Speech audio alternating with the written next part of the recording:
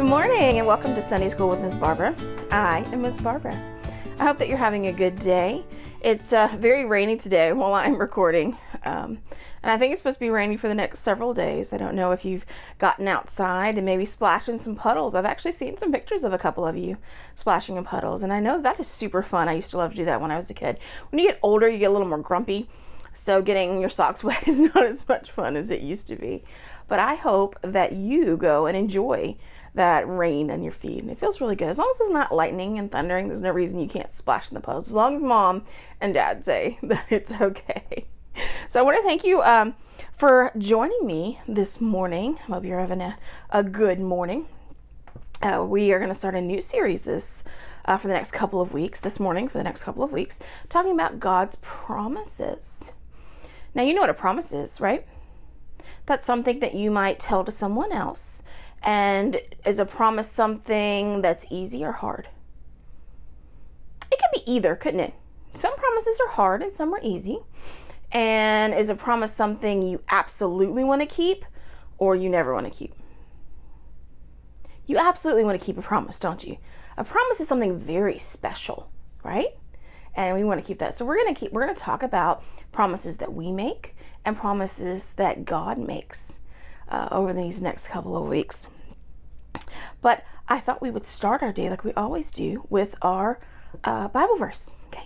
For his anger is but for a moment, his favor is for a lifetime. Weeping may linger for the night, but joy comes with morning. Thank you so much, Natalie. Natalie's a rising fifth grader at our church, and she's been in my Sunday school class for quite a few years, actually, since she was very, very small. She's a lot bigger. She's a fifth grader, so that means she's kind of the top dog in the Sundays in the school now. So did you hear what she said at the end of the Bible verse? Joy will come when? In the morning. That's kind of an interesting thing. Do you feel joy in the morning? Most kids, they might feel joy in the morning. What about big brother, big sister? Do you ever see them joyful in the morning? Not usually, right? How about mom and dad? Do they feel super joyful in the morning? Maybe. People aren't always very joyful in the morning, but the Bible verse is not talking about when the sun comes up, we automatically feel joy. We're going to explore what that means today, about feeling joy after maybe something that's sad or something that's hard for us to do. Now, God is always going to keep his promises to us. Did you know that? I think you did know that. And he's made a lot of promises to his people, and we are his people. And throughout the Bible, we see God promise people a lot of things, and he always keeps them, doesn't he? God does not make what? Mistakes. God does not break his promises. He absolutely does not. He loves us very, very much, and he wants the best for us. And if he tells us something, that is what he is going to do. Now, I want you to think for a minute. I want you to think about being sad. Have you ever felt sad before? We all feel sad from time to time, don't we? Maybe it could be a little sad, like, can't have ice cream tonight, even though you really wanted it. So that's kind of like a little sad, right? Or it could be a really, really big sad, like your best friend is not going to go to the same school that you are. That's kind of a big sad. So we have all these sad feelings that we could have them. They could be all sorts of different ways. And sometimes, does it ever feel like you're never going to feel happy again? Maybe not with a little sad. With a little sad with the ice cream, sometimes Tobias, that may seem like the end of the world to him. What do you mean we can't have ice cream ever again? You know, and he might pout for a little while, and he might think that's the end of the world. But then he's usually okay in a couple of minutes. But the bigger sads we get, the bigger things that happen to us, it feels like sometimes it's never going to get any better. And have you ever thought about that with this time that we are right now? We're stuck in our houses. And I know that some of you are getting out and some of you are doing baseball. And some of you have gone on vacation. Some of you have done some things with extended family. But it's still not the same, is it? You're still not doing everything that you had always planned to do, right? And some of you are going to go to school in a building, and some of you are going to go to school at your house with your computer. And some of you are going to go to school with a smaller group of friends or neighbors at maybe somebody's house, or at a smaller location, maybe a daycare or a preschool. It's not the same. And sometimes it feels like it's never going to be the same again. And it is sad, isn't it? Because you have to wear a mask if you go inside to a school. And maybe you're not going to get to do music or chorus. Maybe you're not going to get to do gym or physical activity like running or things like sports like you ordinarily would get to do. And a lot of the stuff that you love to do, you're not going to get to do. Does that make you feel sad? It makes me feel sad, and it's not even in school anymore, but I feel sad for you, and I feel sad for my children. And as the weeks and the months go on and on and on, I feel like, were you ever going to be happy again? Do you feel that way sometimes? But you know what God says to us? Joy will come in the morning. Now, he doesn't mean tomorrow morning when you wake up, you're going to be just fine. What he means is there will be joy after your sadness. It is going to come. So what is joy? I mean, it's just 3 letters. It's a little teeny tiny word, but it's a big feeling. Do you know what joy is? I think we better ask a big kid. Maybe they got a better concept of it. What do you think? Let's ask a big kid.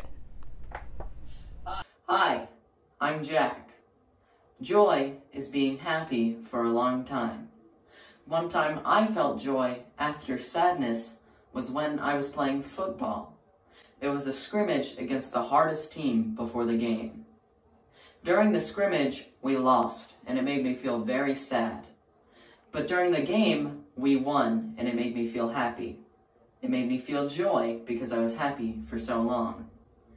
This shows how even when you think you can't do something, God will help you and pull you through. Thank you, Jack. Jack did a great job with that. Have you ever felt joy with sports? Now, Miss Barbara doesn't play sports, and my children don't really do sports, so I'm not sure about the excitement, but I bet you do. Do you know how exciting it is to maybe feel like you're not going to be able to do it, and then, yeah, it gets so exciting when you win, or you just do your best and you feel that joy. There are lots of things that make us feel joy inside. And joy, when you say joy, it reminds me of a very special song that I remember from when I was little, and I actually sing it with my Sunday school kids, and I love to sing it with my littles that I teach with Mommy Me in the Bible. And it's just a good song, so I thought that you guys would love to hear it and sing along with it, because I know that you know it.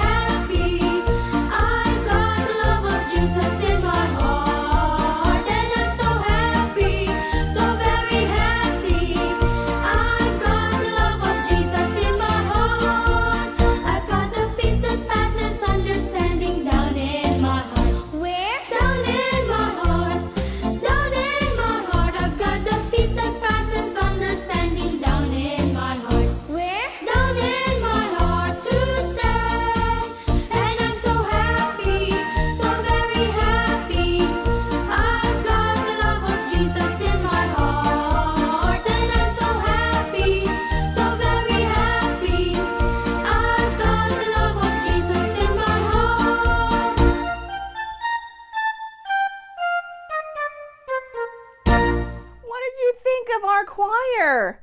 I thought they did a great job. Can you give the Sunbeam Singers a little round of applause? I think they did a great job. That song make you feel happy? It makes me feel happy. It's a very exciting song, and it gives you a very happy feeling inside. And I know some of you older ones will think, well, that's just kind of silly. But I bet you that song's going to be stuck in your head, and you're going to feel some joy today. So maybe that song didn't give you joy, but I bet there are other things that give you joy. Okay, so this is me. This is Miss Barbara. You like me? Get myself a dress. Cute little shoes, adorable little shoes. And I was thinking about what makes me happy and what makes me smile and what gives me joy. So I was thinking about some stuff. Cool temperatures, that makes me smile. Cardinals, I love seeing a cardinal in the backyard. Rainbows, butterflies. Bubbles, I love to play bubbles with my kids. Bubbles make me smile. And then there are lots of things that make me happy. Fabric makes me happy. Thrift stores, children's books, clearance racks, cards in the mail. Do you like those? Those make me happy. And then there are things that give me joy. That's like really big happy. It's just so much that you can't help but smile here and smile in your heart. And it's things like time with my best friend, a text or a phone call that's just like completely unexpected but gives you a lot of joy, makes you feel good. Someone bringing me surprise blackberries or making a blackberry cobbler fresh from the oven. Handprint crafts, I love those. Making my Sunday school lessons, doing this for you gives me joy. And hearing you read the Bible verses, oh, that always gives me so much joy. We all have things that give us joy and that make us happy. And I want you to think about it this week. What brings you joy? Now I just kind of handmade this, but I'm going to put this in the comment section and it'll be blank. So you can put your name there and you can make yourself there and you can kind of add. See, I kind of put some books here and a butterfly and bubbles and a thrift store bag here. You could decorate and you can put some things in there that give you joy. Now I would love for you to take a photo of it, just even if it's just the paper, and send it to me so that I can see what gives you joy, because I'd love to know. I would love to know what gives you joy. Now, I want you to keep that joy feeling in your heart, because we're going to move on to the Bible story today. And in today's Bible story, we have to feel sadness first, like a really heavy sadness before we can feel our joy. Remember how we talked about joy comes in the morning, and you're going to find out where that Bible verse came from. So I want you to hang on to your joy while you're listening to our Bible story today. Now, for the next 6 weeks, we're actually going to read from this book here, God Always Keeps His Promises. And in the comment section, I'm also going to tell you how you can get this book. It is an absolutely beautiful book by Max Lucado. And if you want to read along with it, you're not required to have this book, and I'm going to show you what's in the book and I'm going to read it to you. But if you would love to have a copy for your family and you read along when I read it, I will show you how that you can do that as well. So let's read today's Bible story together. It was a dark morning, a sad morning. Mary Magdalene got up before the sun. In the still quietness, she set out.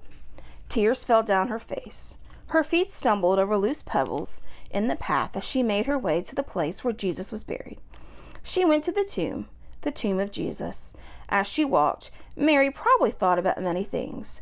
Before she met Jesus, her life was not happy. She was sick and all alone. But then Jesus came. He made her well, and Mary could smile again.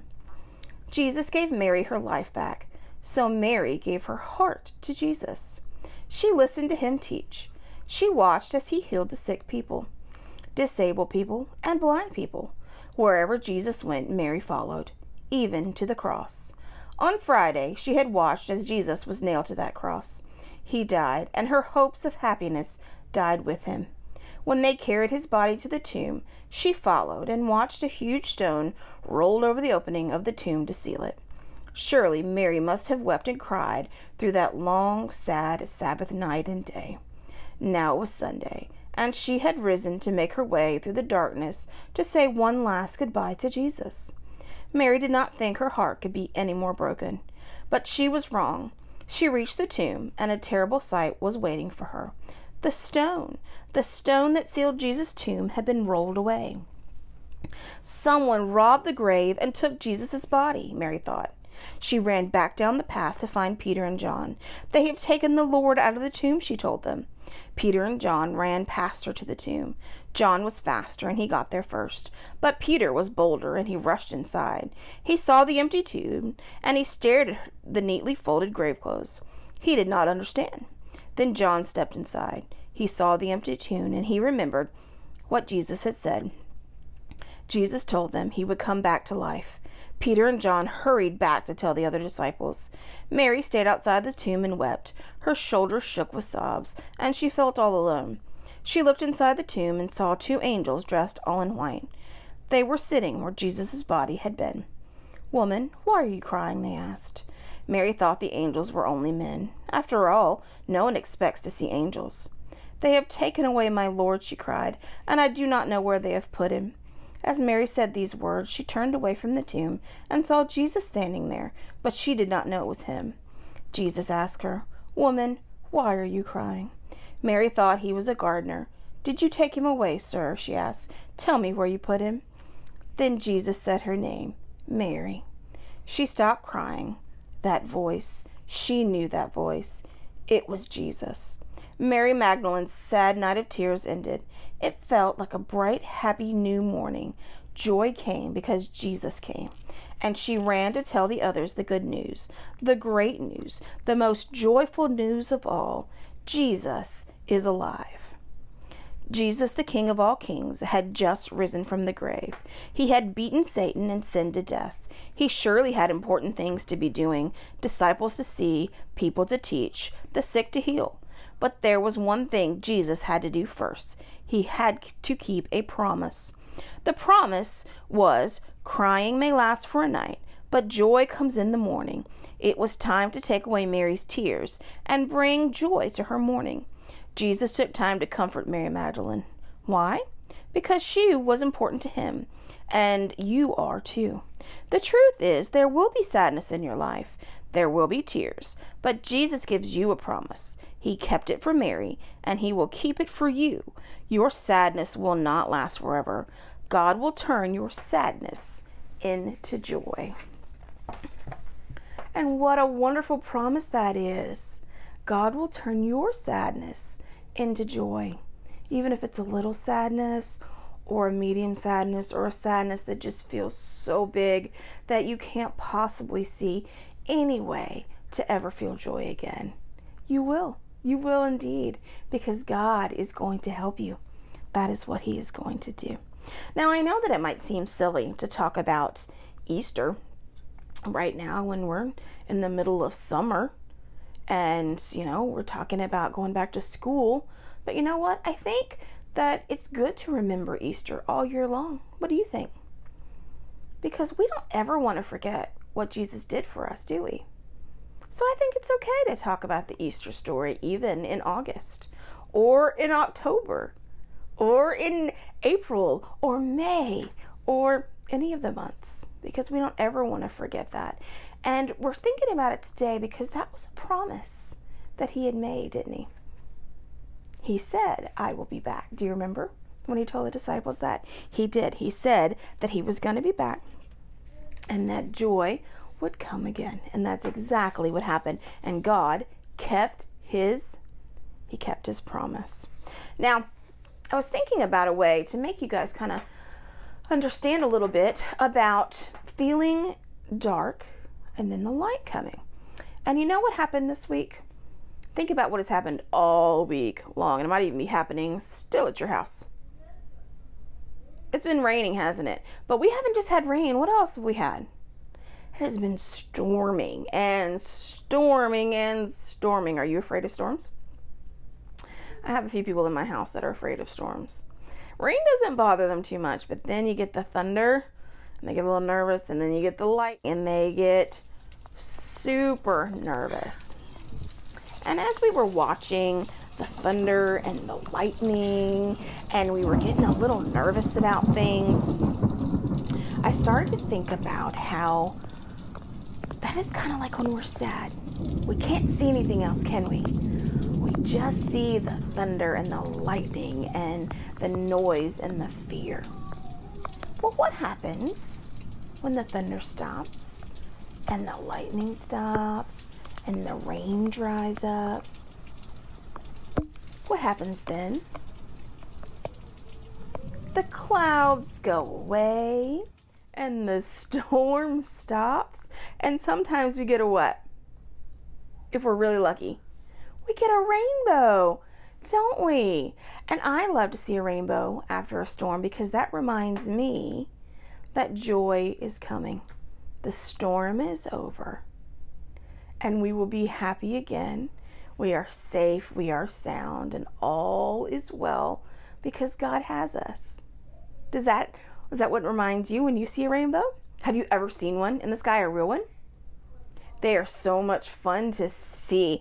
And when I was a kid, I wanted to capture a rainbow, but I could never do it. I could never get close enough. Have you ever tried to do that?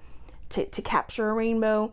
And you keep walking towards it or keep driving towards it, and you just want a little bit of it, to capture a little bit of that rainbow, and you just never really can. But now that I'm older, I have found a few ways that you can make your own rainbow. Do you think you can do that? You can. You can make your own rainbow. And I had some friends help me out with that.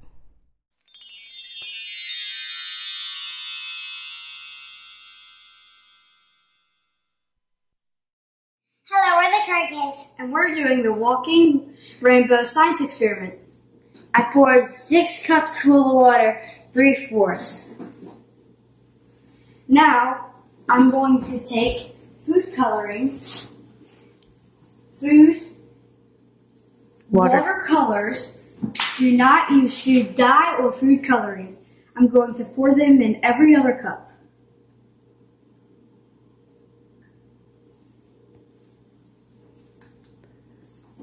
What kind of colors are you using? I'm using the primary colors, yellow, red, and blue.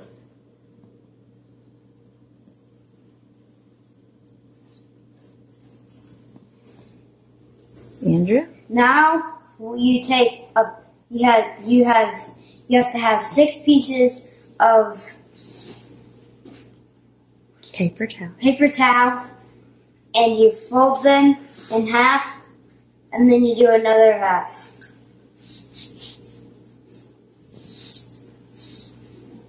And then you stick both ends in 2 cups. And then you put another end in the same cup the last one ended on.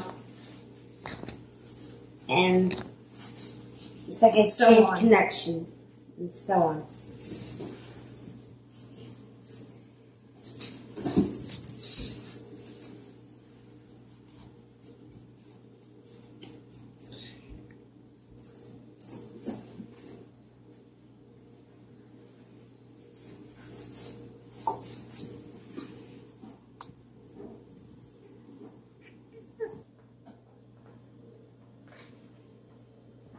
Now we wait. While you wait, you can do this worksheet.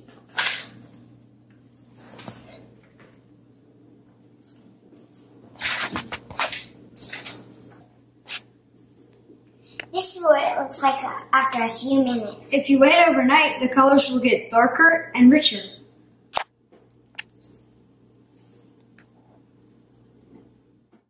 That looks so awesome. Thank you, Curry family. Does that look like something that you might want to do at home?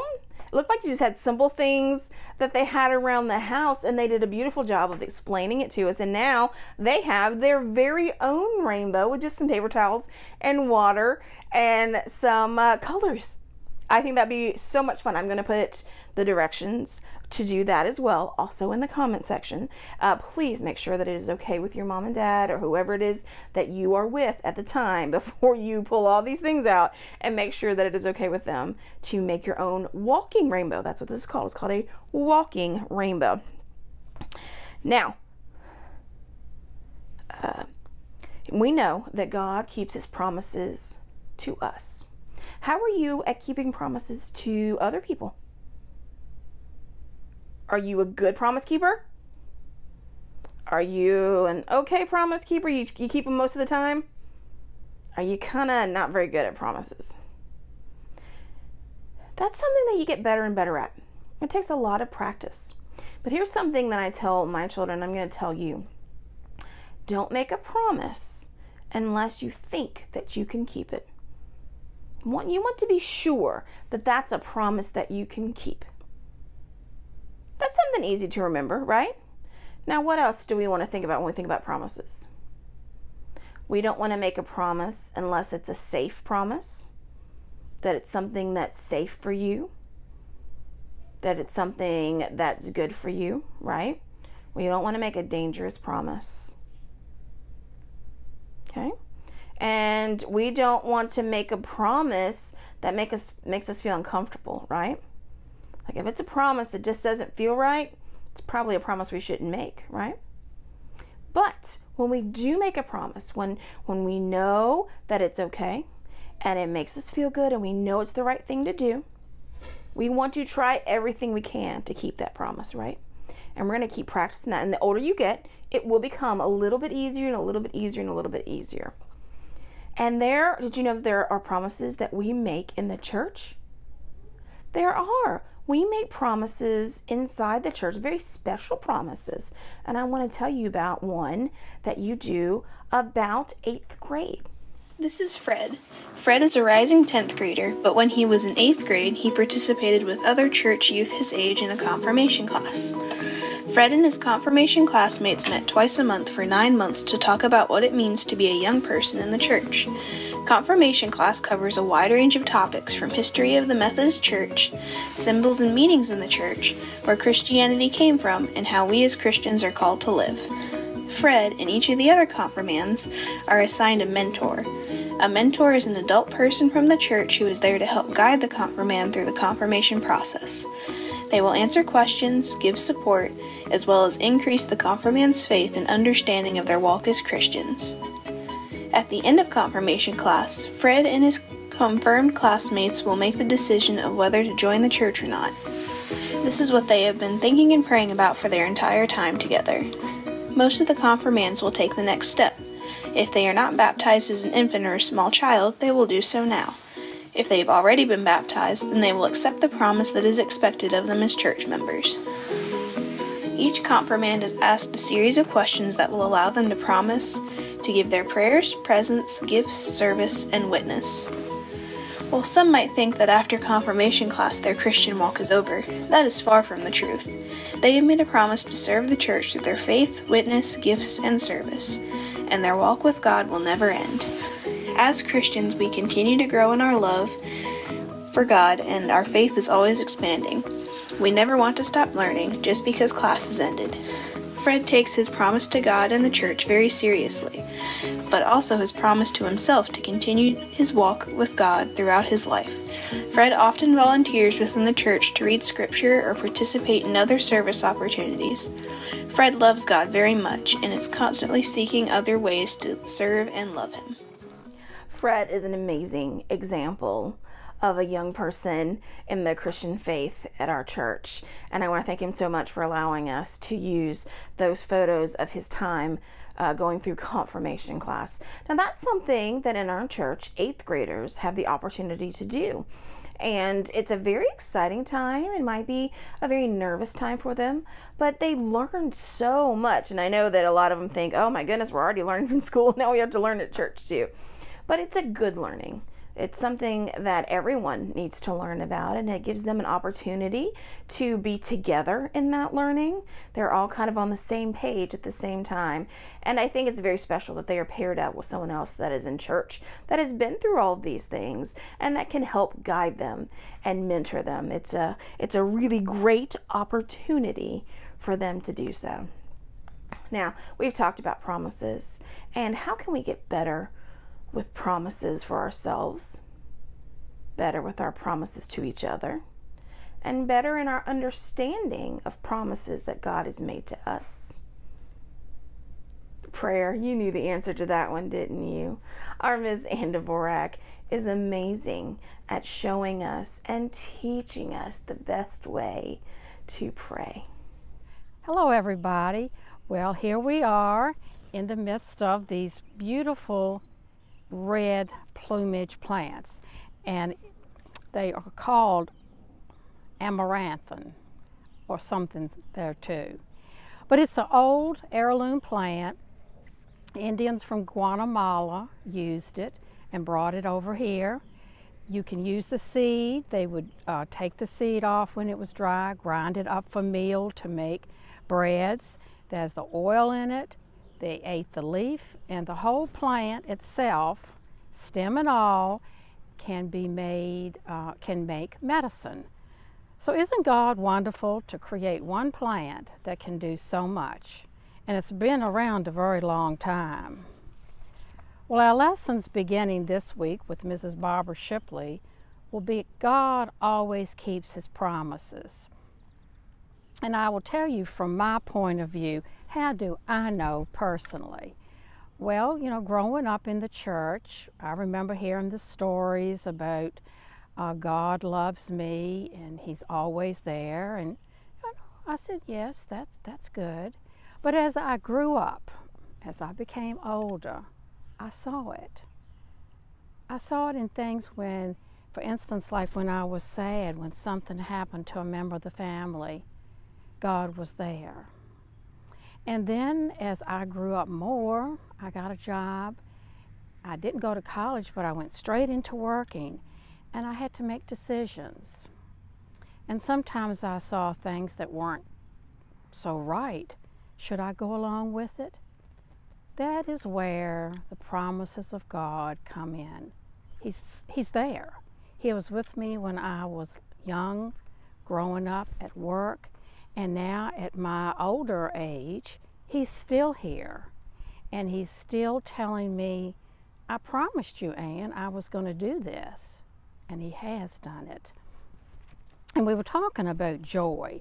And one thing I like peaches. And I like to go to a peach orchard and just take them right off the tree and eat a few there and then bring a few home. Well, my favorite place to go is in a little area outside of Charlottesville named Greenwood. And there's a peach orchard up there, Charles's Peach Orchard.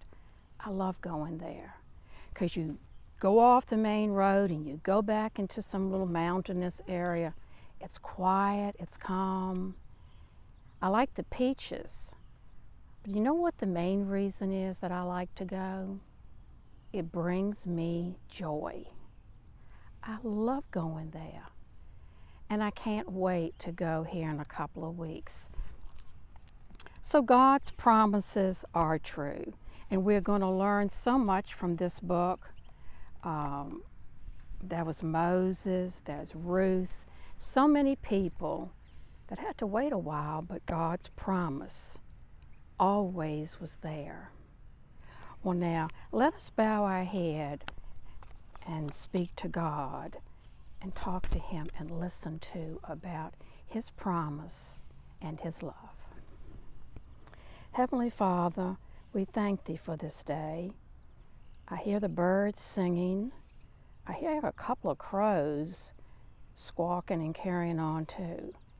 The rain is beneath my feet because the grass is very wet. We're so thankful for all you've given us. But most of all, we thank you for always being with us. When school opens shortly, some will stay at home, some may go to school. But wherever you are, God is going to go right on with you. He'll be with Mom and Dad, grandmother and grandfather, and everybody. Help us to remember each day our promise to God is to do our best. That's all he asks us, is to do our best. Thank you again, Lord Jesus, for being with us and for guiding us. We ask this in your name. Amen. Thank you, Ms. Dvorak. It's so wonderful to see her in person again this week, wasn't it? It really was. I hope that you have a good week, and I want you to keep those rainbows coming. Do you remember why we want a rainbow? Why does a rainbow remind us of God's promise? The ark, it rained for how many days and nights? 40. And then at the end, what did God send?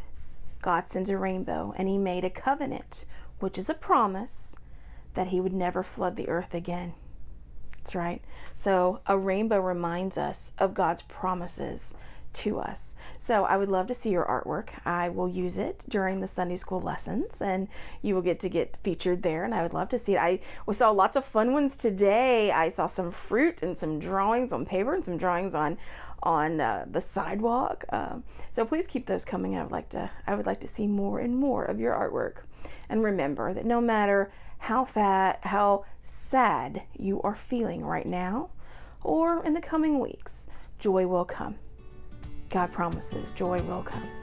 Have a good week and know that you are loved.